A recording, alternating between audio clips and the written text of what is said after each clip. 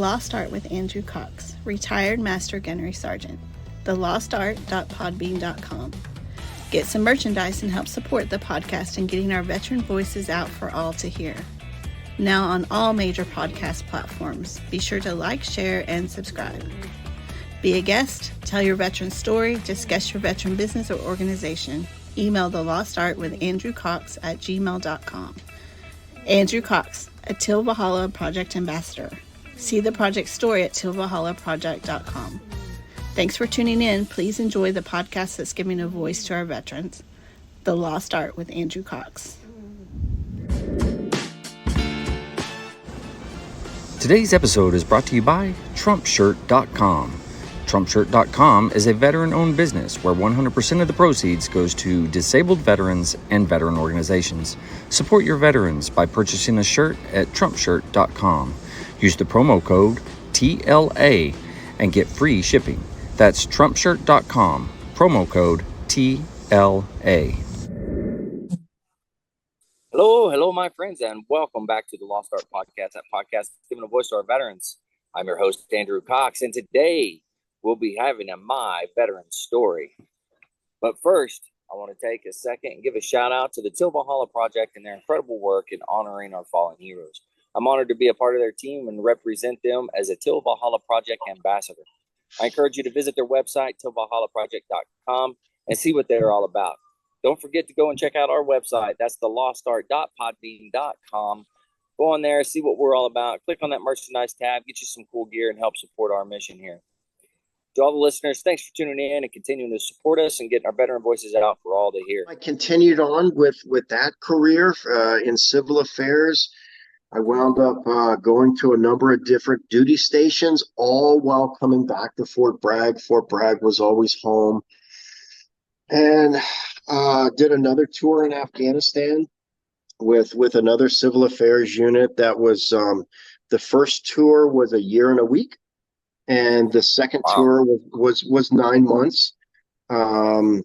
So I did Cambodia first, then went to the second tour of Afghanistan. Came back from that, went and sat in a classroom for a year and a half at Fort Leavenworth, Kansas, doing the typical major thing. Got promoted to major there, and then is that the Command and Staff College?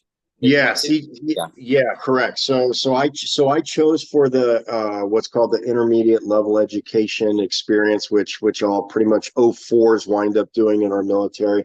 I chose the Army's option, which was the Command and General Staff College at Fort Leavenworth. And I was able to get a couple other freebie schools out of that as well. So I was there a little bit longer, but wound up going back to Fort Bragg. I mean, Fort Bragg is kind of if you're in special operations, it's kind of a magnet. It always winds up pulling you back. So I find myself back at Fort Bragg. I'm back at another special operations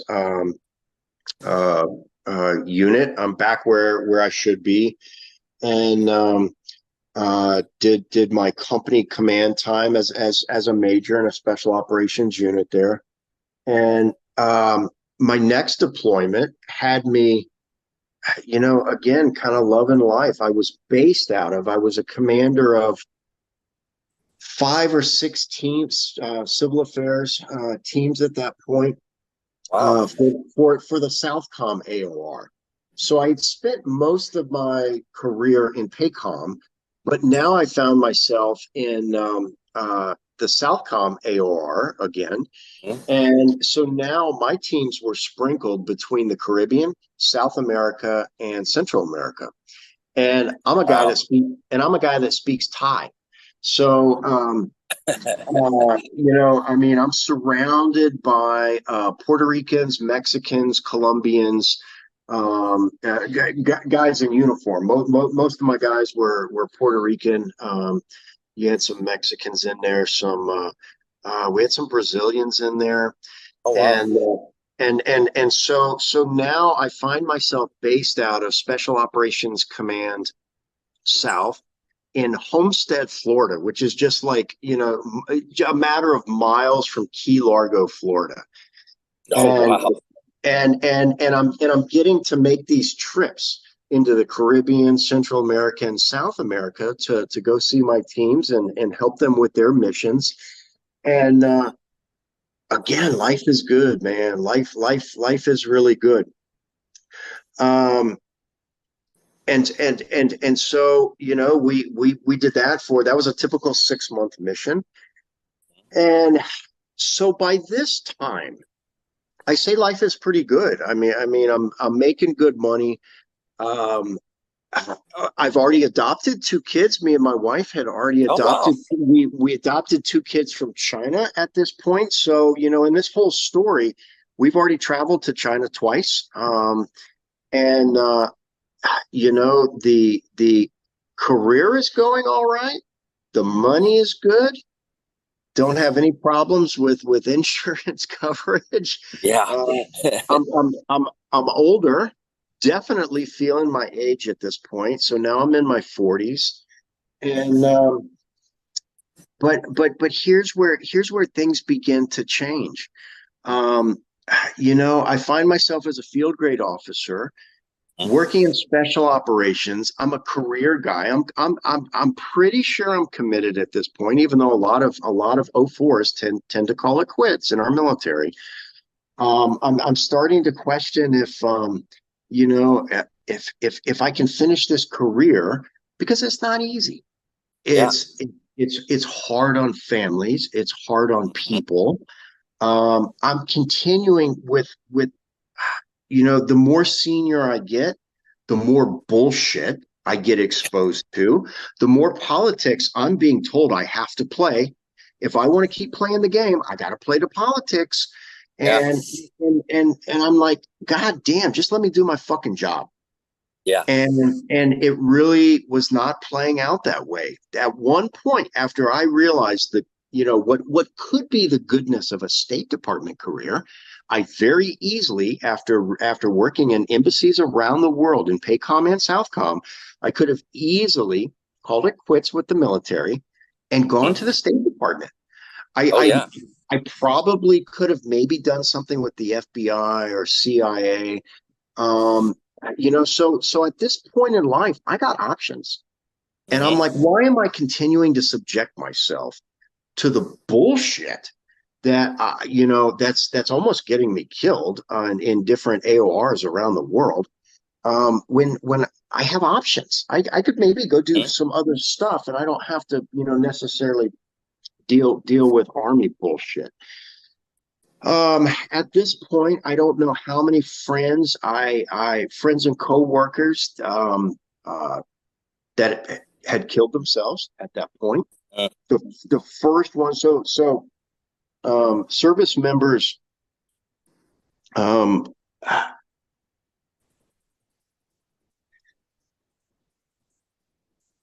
another common theme, and it started in 2007, that really has continued until today, that I started to see was something everybody else has seen. I saw way more service members kill themselves than I ever did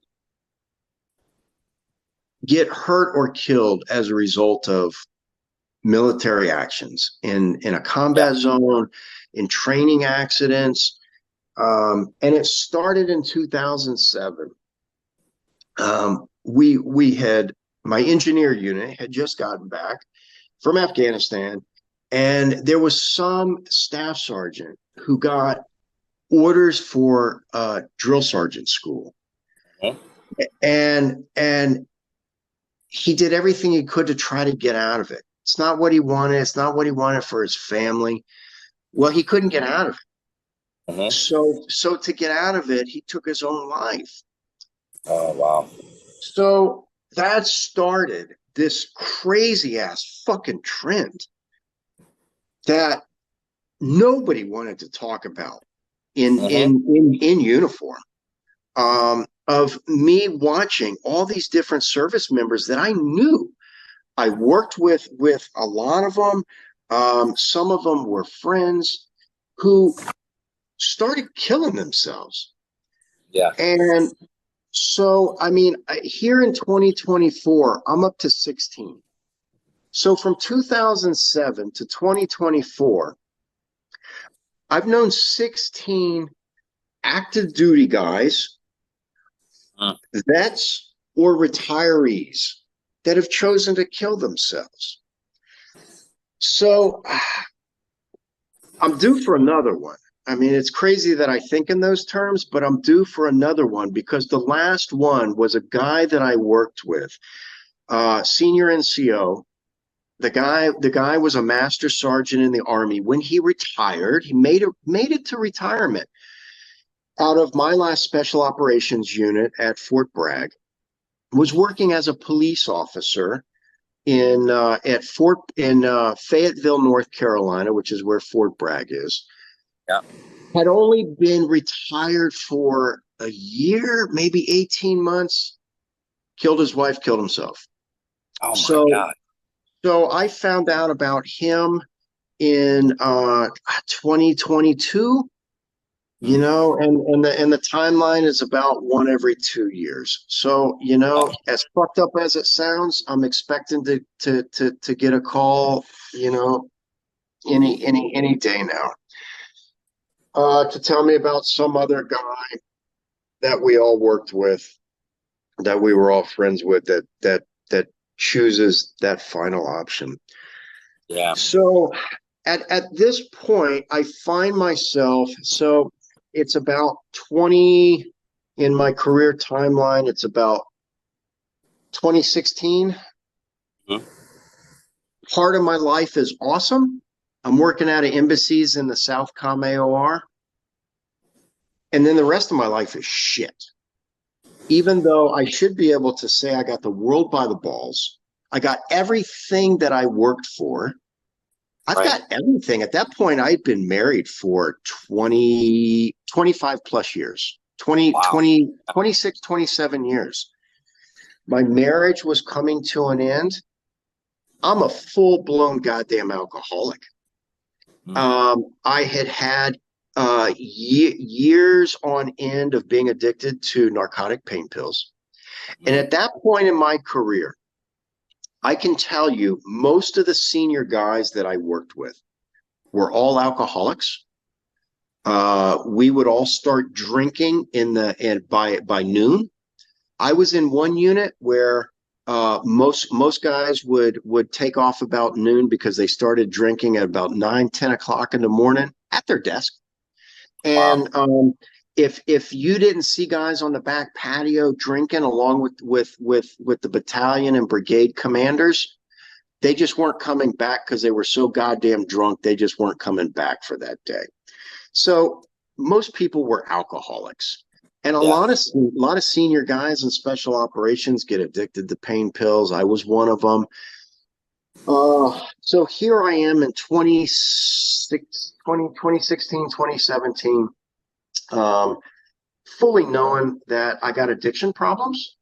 And I wound up working on the 7th Infantry Division staff as their senior civil military planner at Fort Lewis. So I'm back where I started as a private.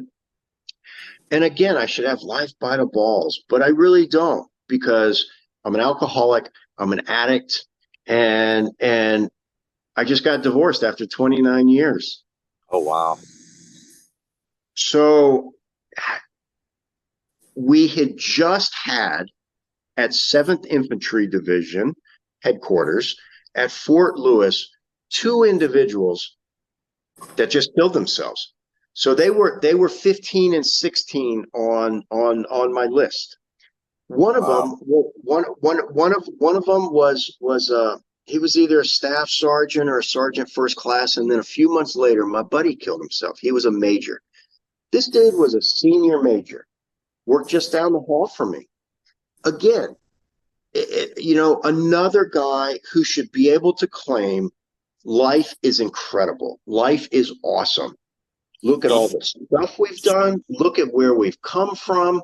He was a prior enlisted guy too, but Yeah. that's the that he chose to make, and he was number 16. No, he was 14 because there were two more after him, and that was kind of my breaking point. The unit wound up assigning me as the casualty assistance officer for his kid, for his kids.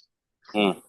So that was I was involved in a bad relationship at that point, still an addict, still an alcoholic, not happy at work. My buddy had just killed himself, and yeah, that was a huge turning point. I had pretty much decided at that point I got to get out. I had the ability to get out. Thank God I had the ability to get out. I had the ability to put in for retirement orders. I wound up doing that.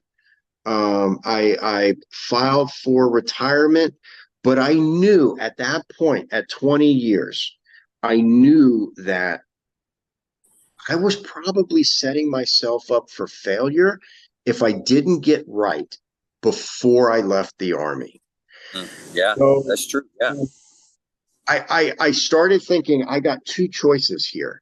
I can either go tell the Army I've got a big problem. I got a lot of big problems at this point. Yeah. And hope the Army works with me to help me get right before my retirement date, or I can try to keep it under wraps like I had been doing, like everybody else does. I can try to keep it under wraps and try to do this with the VA system, or maybe, some other way after I get out. And I didn't think I had that amount of time. So, Right. one day after, one more blackout event, I don't remember the night before. All I know is my partner at that time, who had actually relocated from Florida with her child to live with me, left in the middle of the supposedly cops were knocking on my door. That's where life was at for Major Adams.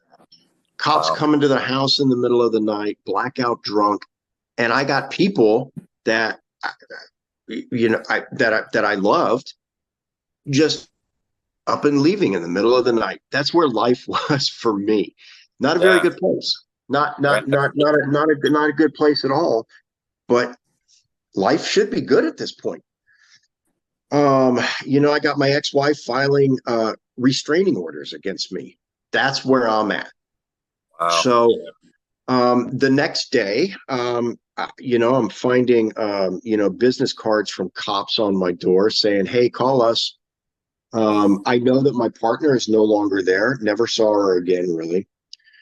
I called up, I go into work line. I go into work late. They're like, why are you late? Make up some bullshit story like addicts do, like functioning addicts do. And, by lunchtime, I'm like, I'm fucked.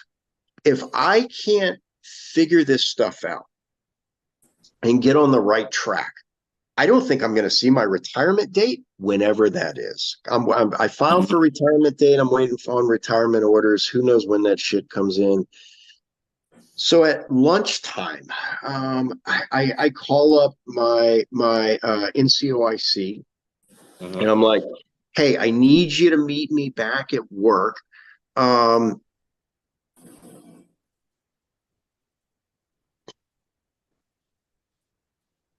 Because I need some help. Yeah. And I don't know where to get it. I don't know where to go. I don't know how to help myself, because if I could have helped myself, I would have done it already. But I sure as shit don't know. Yeah, I don't know where to go. So my buddy meets me back at work, and I just start coming clean. Like I start coming clean with all the bullshit that I've been dealing, all the bullshit that I've been hiding. And like some of that stuff, he was like, whoa, we got to close this door. I don't think you want Yeah. other people hearing all your bullshit. And so we start talking. I start admitting how fucked up I am. And we wind up, I mean, like the story gets so crazy. He's like, all right, let's take this shit out to the parking lot. Yeah. Let's just make sure this just stays between us. So we go out to the parking lot, and I'm like, I don't know what the next step is. I mean, here I had already been there for a year. He had been there for 2+ years. So between the two of us, I mean, he's a senior E7 at that point. I'm a senior 04. We should know where does a guy who has addiction and PTSD and other issues, where do you send that guy? At the third largest military installation in the world at Fort Lewis. And we didn't know. Mhm. So you know, we both get on our phones, and he goes, all right, I think I got it. Let's get in my truck, and let's go over here. And I think I found out where the behavioral health services are. Mhm. So we do that, and we go over to this building, and I explain what I'm looking for. I'm explaining I got an alcohol problem, I got a pill addiction problem, I got PTSD that's getting the better of me, and the guy goes, "This isn't it." And I'm like, well, what the fuck do you do here? Google Maps says this is where I come. And he's like, nah, you want to go to the old part of the hospital. You know, the part that's hidden back there almost by the woods. So that's where I wind up going. I go to the behavioral health section for Madigan Army Hospital that I'm convinced then, I'm still convinced today, it's hidden. That's how bad of a problem we've got in the Department of Defense with people who need behavioral health help. Yeah. And so I got involved in initially outpatient therapy for addiction and PTSD, which turned out was not good enough.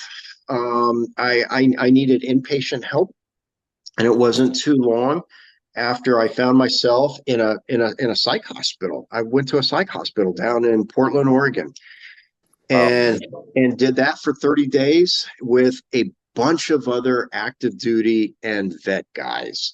I went to a military program down in Portland that kicked off what was going to be my last year in the military that I never thought would be in that form.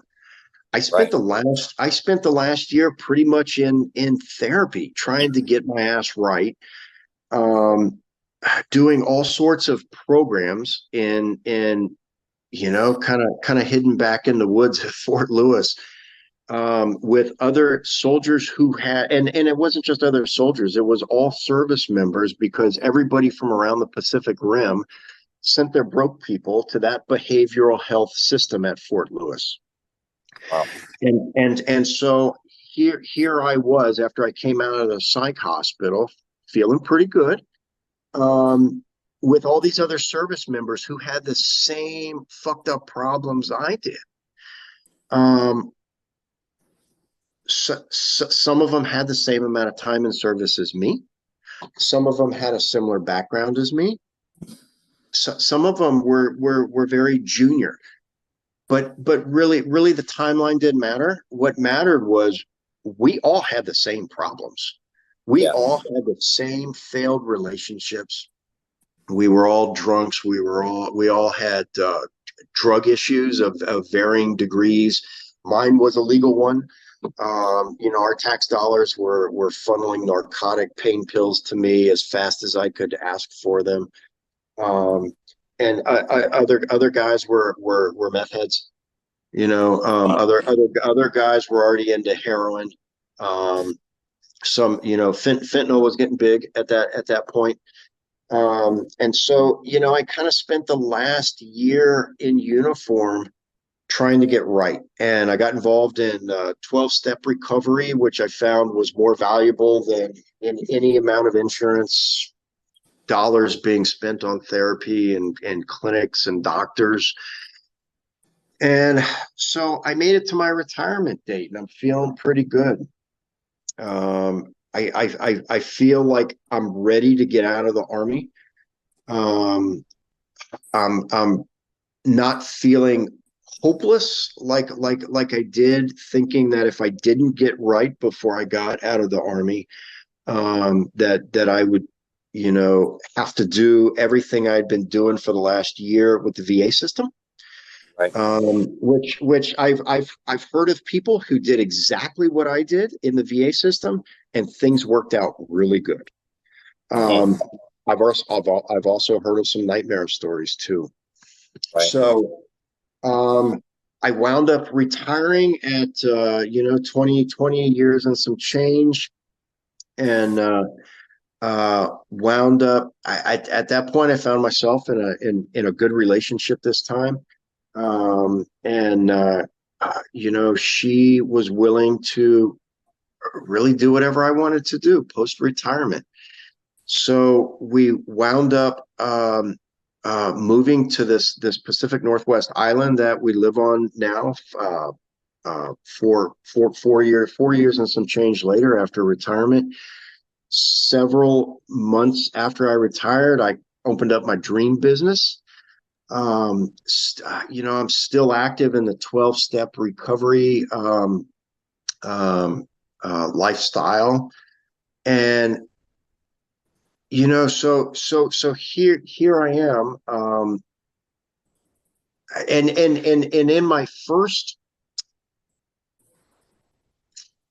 several months of retirement, I get another one of those calls. It was number 15, a really good friend of mine. Just couldn't do it anymore. He was still on active duty. He was an E7. Wound up killing himself. It was about a year later, I get another call. It wound up being number 16. So I guess he was 15. So this was number 16. The guy that murdered his wife and killed himself. That was about a year later, and maybe 18 months later. But I'm still feeling pretty good. And, I never regretted retiring when I did. I'm glad that the Army had the resources that it had for, behavioral health issues. What I learned was that those programs were never coming to me. I had to go to them. Yeah. I learned that, when I started in on trying to get myself right, and I started in on all of these behavioral health programs, I was pretty pissed off at the DoD. I was under this impression that the DoD didn't give a fuck.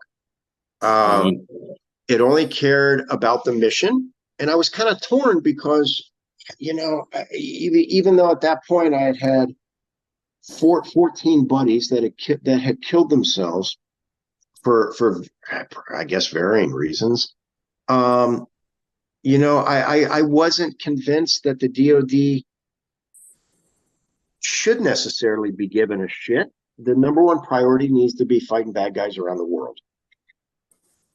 But at the same time, I'm watching these massive amounts of people that I know choose that final option.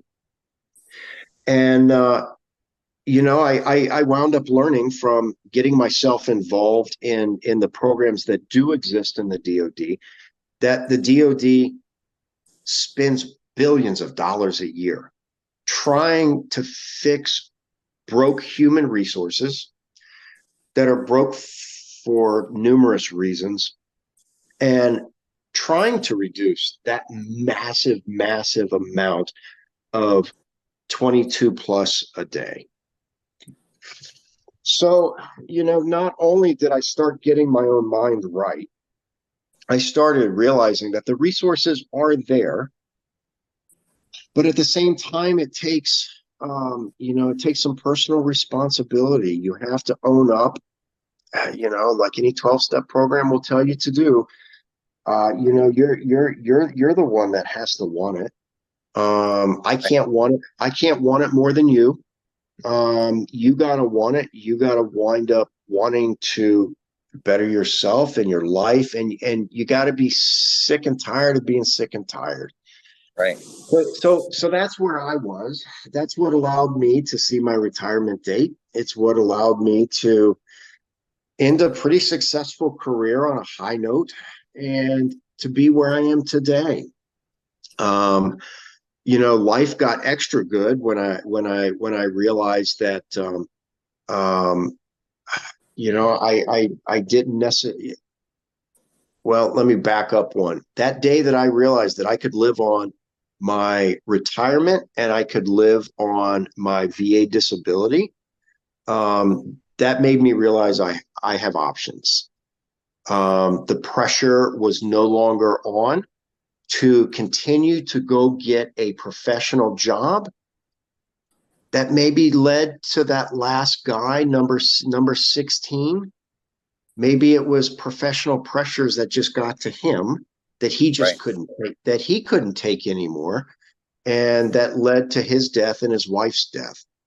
But I still run my own company today, but I get to do it on my terms. Right. It's not a big company, but it's still my company. And what exactly is your company that you have there? So for decades, I had always wanted my own kayak outfitting company, and I didn't care where it was. It could have been down in Florida, could have been in Thailand, or it could be in the Pacific Northwest. What I eventually wanted to do was start up my own kayak and paddleboard outfitting company because I'd been paddling for decades. And what I saw myself doing with my business model was establishing a company that was 100% mobile. So my customers this is what I envisioned one day. My customers would call me up and say, I need some rental kayaks or paddle boards in this particular location. I take all the equipment, I get them set up. Maybe I do a tour. Maybe I come and become an outfitting guide. And that's how I spend my days. When the weather is really good, I'm trailing kayaks and paddleboards behind my Jeep somewhere to allow people to go enjoy an activity that I've loved doing around the world, and help people do that in hopefully an awesome environment. And here I am today. It's exactly what I do today on a Pacific Northwest island. I live on Whidbey Island. I own and operate Whidbey Island Boats and Boards, and I do exactly that. On any given day, I could be operating from the south end of the island all the way through the north end of the next island up, taking people, paddling equipment, doing tours, but it's really up to the customer. They tell me what they want. I don't have a brick and mortar location. It's how I've learned to survive this business for 5 years now. I don't have crazy commercial expenses like any competitor would have. And yeah, I can't think of, even though it's a very small business, like I have fulfilled the business model that I set out to do, and I do it in an incredible location. This is, one of the coolest places I've lived around the world, living on this island, and it's been a lot of fun. It's really been a lot of fun. My partner, she has one teenager that lives with us. My two kids, the two Chinese kids that my ex-wife and I wound up adopting, they live 2 counties south. Wow. So the 3 of our kids are between 14 and 15 years old. That was another big decision that made me want to retire. It wasn't just that I was done. It wasn't just that my brain was fried. It wasn't that I had behavioral health issues. The Army wanted to send me back to Fort Bragg, or they wanted to send me to Korea. And my kids were too young at that point.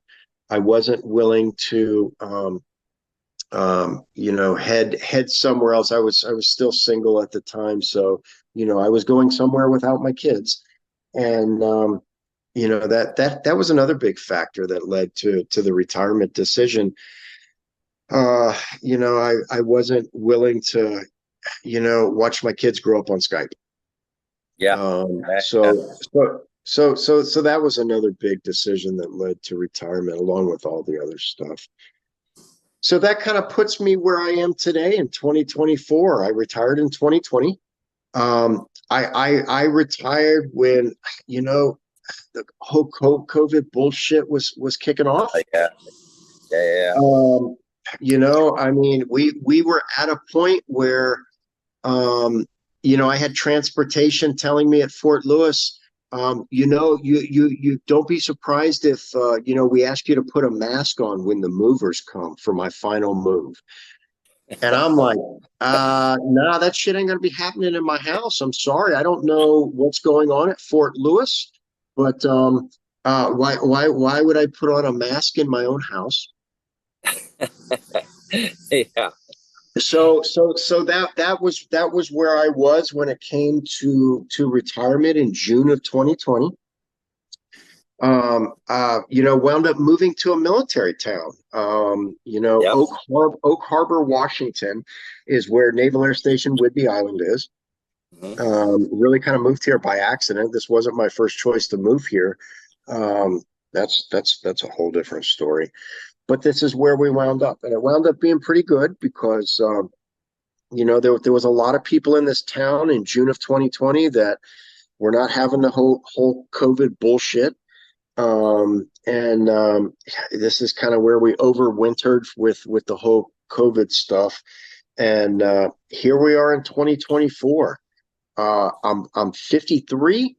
I'm still alive and kicking. I ran two trail races over the last few weeks around the local area. My business is doing good. Still glad I live where I live. Our kids are 14 and 15. We're having talks about what comes next on a regular basis. Just got back from a huge camp trip in the desert this past weekend. We were up in the mountains over by Idaho, and life is good. Are there still struggles? Fuck yeah, there's still struggles. Yeah, absolutely. Do I still, I'm at a point where I'm living in the same spot for years past what I'm used to. I went for decades where, I spent a max of 3 years in one spot. And here I've been on Whidbey Island for, I'm in my 5th year just right here on this one location. Could think of a lot of worse places, but I'm getting itchy, man. I'm really getting itchy. I still have this business because I love it. I don't know what else I would be doing, but I'm getting bored. Right. So we're all starting to wonder what's next. I'm not really sure what's next. We got a few years before the kids hit 18. We are crafting plans for them. We're putting the seed in their minds that mom and dad are not going to have a basement for you to go, eat Hot Pockets out of. So don't plan on that. You need a plan. In fact, I want all these kids to have 3 plans, because the first 2, if you follow my history, your first 2 plans probably aren't going to work out. So you need additional plans, but start thinking about that. Two of them are in high school. That time goes by quick, and we're not really sure what comes next, but that's okay. Yeah. Everybody's doing pretty good. Life is happy. I maintain contact with a lot of guys. Some of them are still active duty. That's kind of how I keep my ear to the ground on issues that are still going on for guys in uniform. Yeah. A lot of issues going on for guys in uniform.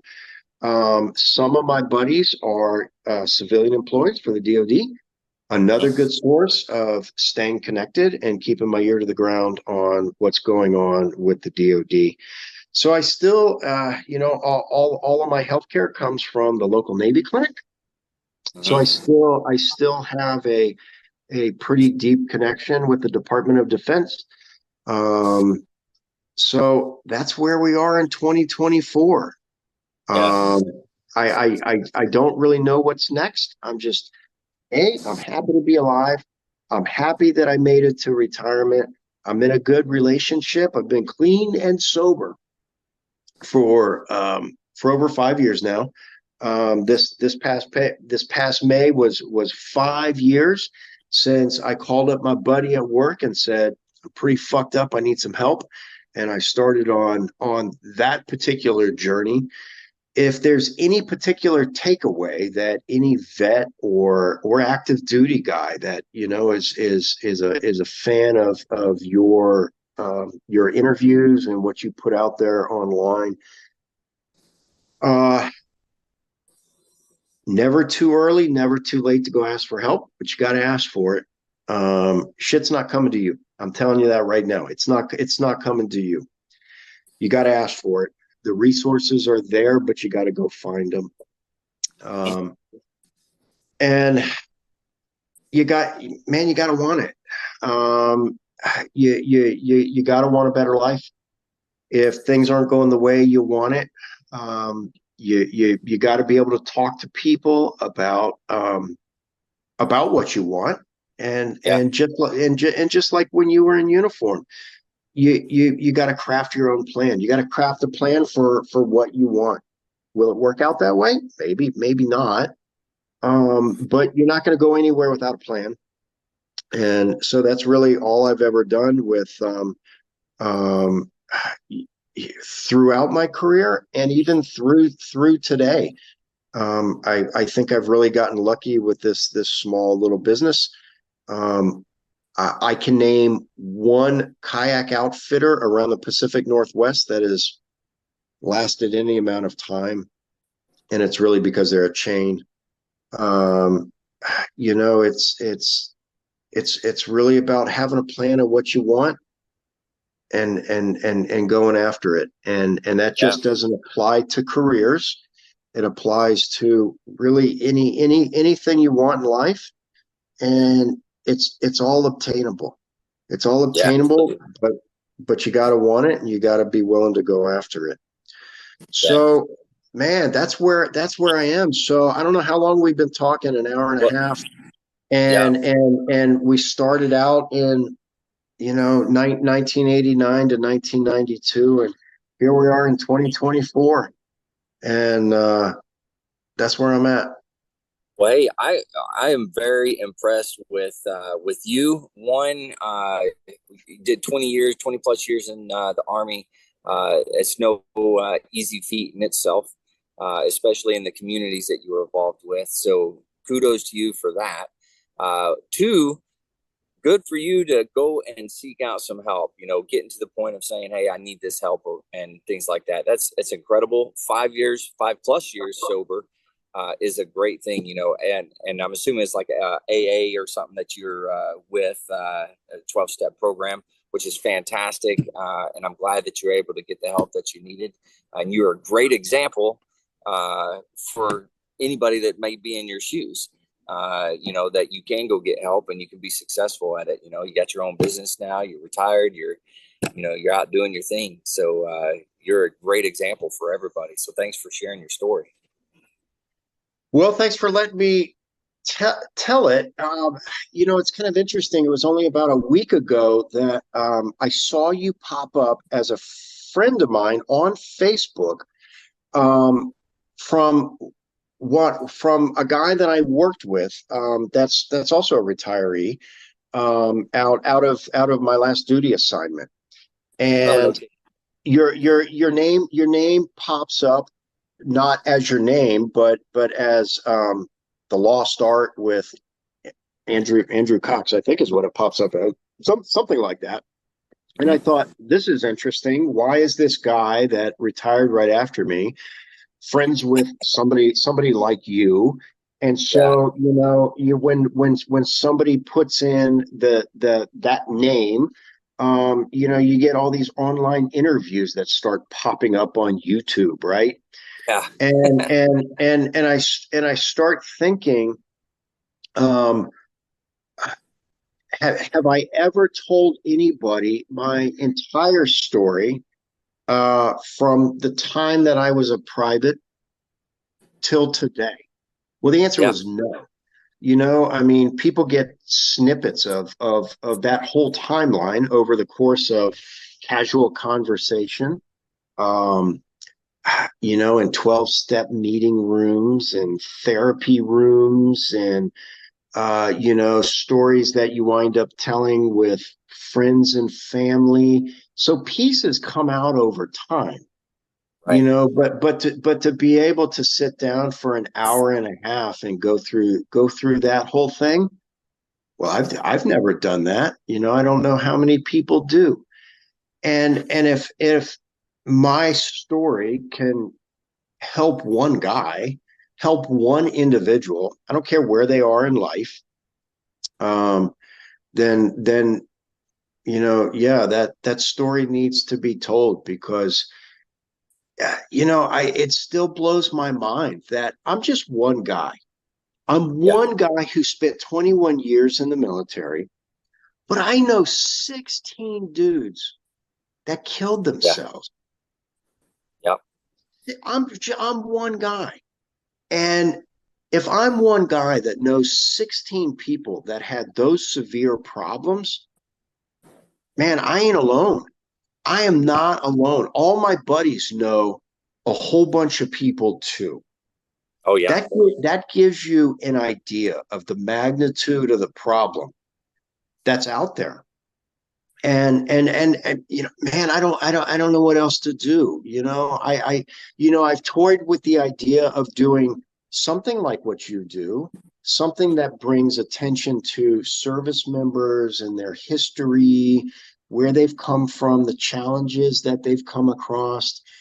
I've toyed with the idea of going to local military installations. I mean, I've got a naval air station right here in my own backyard.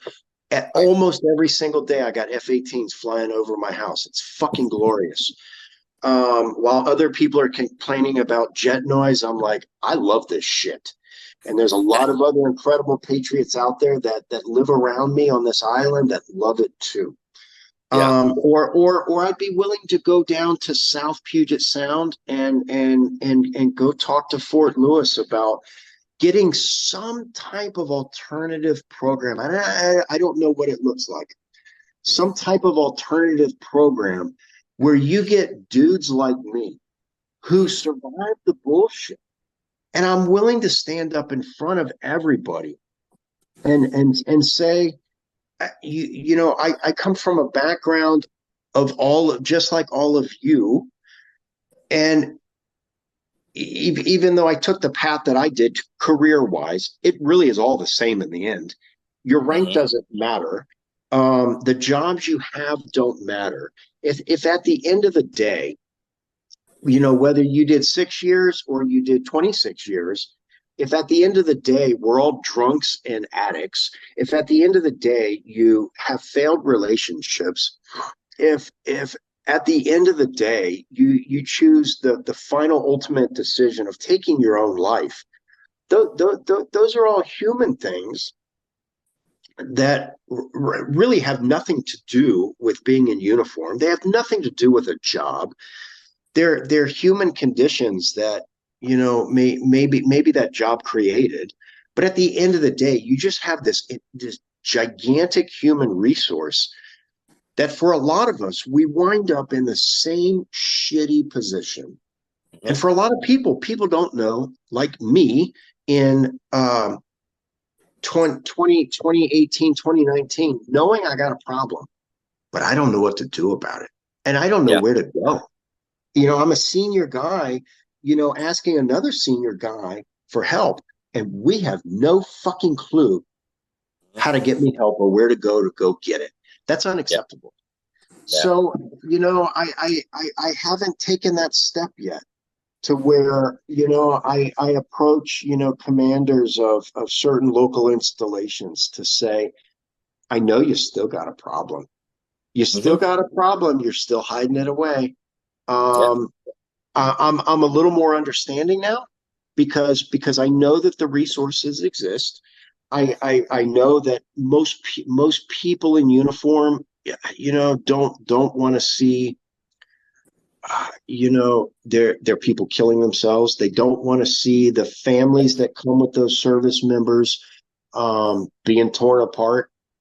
Um, and but at the same time, you got a job to do and you got a mission to accomplish, and that shit is hard.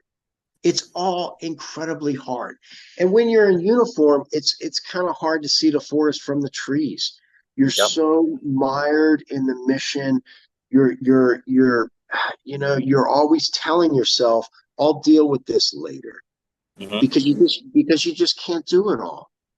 And I don't know what the next step is for me. I mean, I've got buddies of mine that retired, and they started organizations that do bring light to all the topics that I've brought up that are part of my story.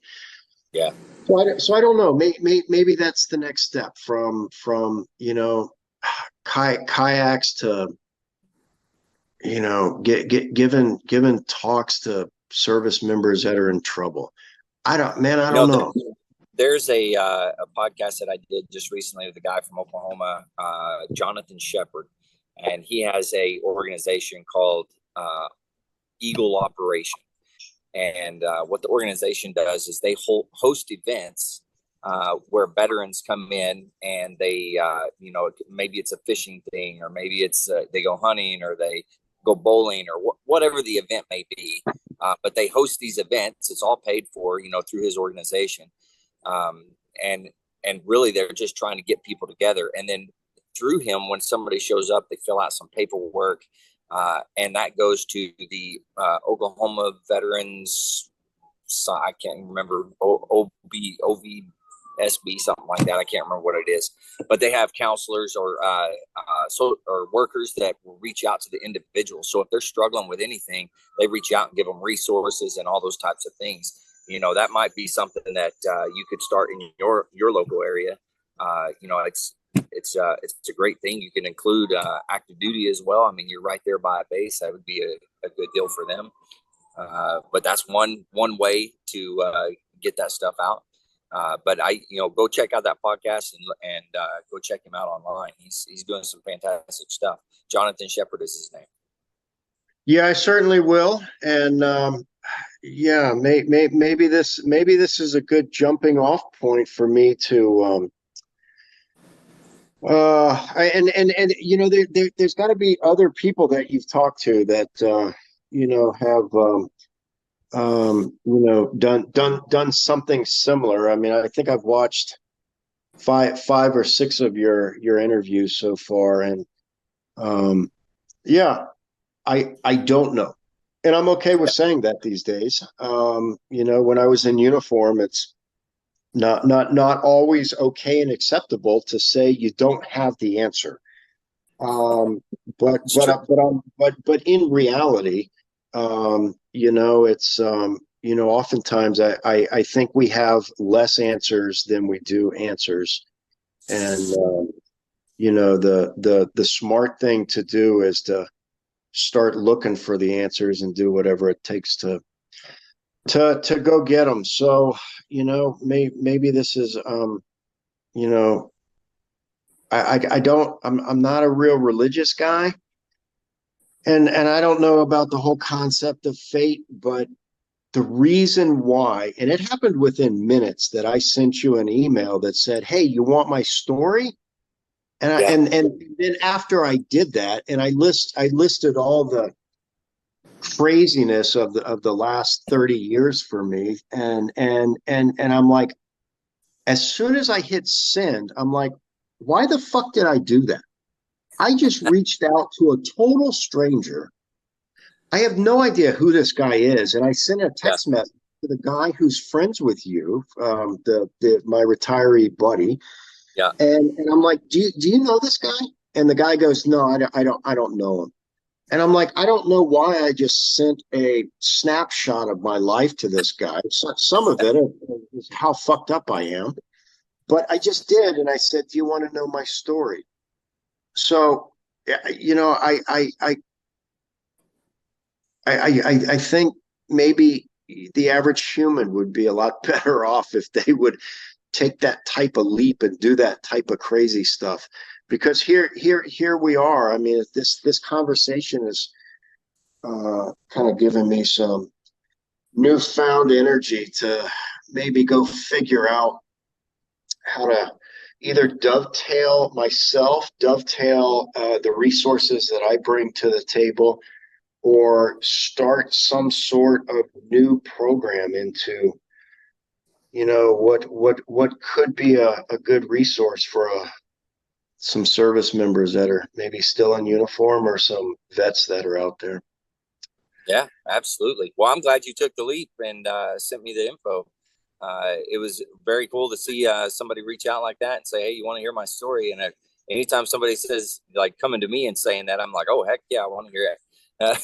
So, and I think it's important, to be able to share our stories. Service members, they don't always feel comfortable talking about what they've done. For most servicemen, I don't know, they're either embarrassed or something like that, or they just think, no, nobody wants to hear my story. But everybody's story is important. And, whether they did just a year or they did 30 years or whatever, everybody's story is important. And I think it needs to be shared. And at least it's captured somewhere for friends, family, people that know you can go in and listen to it and, get something out of it, know where you've been and know a little bit more about you. Well, I appreciate it. You are kind of doing for the modern age guy what some people have done for World War II vets. Yeah. I remembered seeing years ago, quite a few years ago, maybe 20 years ago, people started to raise the alarm for World War II vets. 20 years ago, who knows how many World War II vets we still had alive. But I can tell you 20 years later, that number has exponentially dwindled to very few. And, I can remember as a kid being, I don't know, maybe in high school, 35 plus years ago, hearing snippets of World War II vet stories about what it was like to fly, um, you know, field artillery spotting Cessnas over German enemy lines. Sitting on somebody's couch, hearing those stories firsthand, thinking, one day these people are not going to be around to tell this story in person. The story that I gave you, and so it's important to capture that. And some people have been doing that. Maybe not enough. The story I gave you was kind of more personal to me. It was kind of more of a survival story, and how I wound up being able to stay alive to 2024. I mean, you could break down each of my deployments For sure. into their own individual 2-hour snippets. Mm-hmm. Every deployment. I mean, I know guys that could probably talk for days about their own experiences in one AOR on one deployment for 6 to 12 months. There's and one day, whenever that is, those numbers of people that have been to Afghanistan, Iraq, Syria, those numbers are going to dwindle as well. And those are numbers that, even though the numbers are smaller than what we saw get deployed for World War II, those numbers still contributed to our nation's longest war.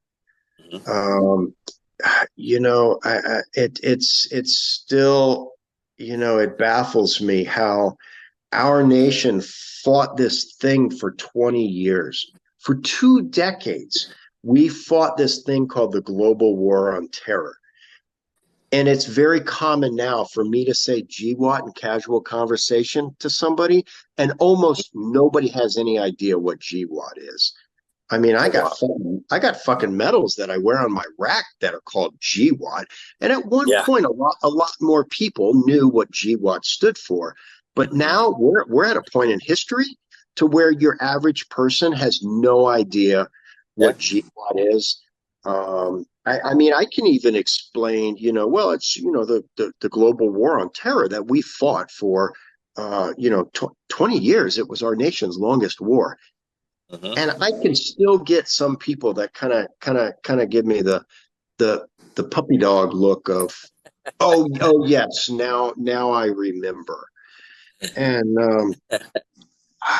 so one day, I mean, those of us that have these stories aren't going to be around anymore to tell these types of stories.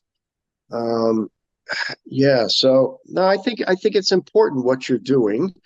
And the human aspect is important. The military aspect is important is important as well.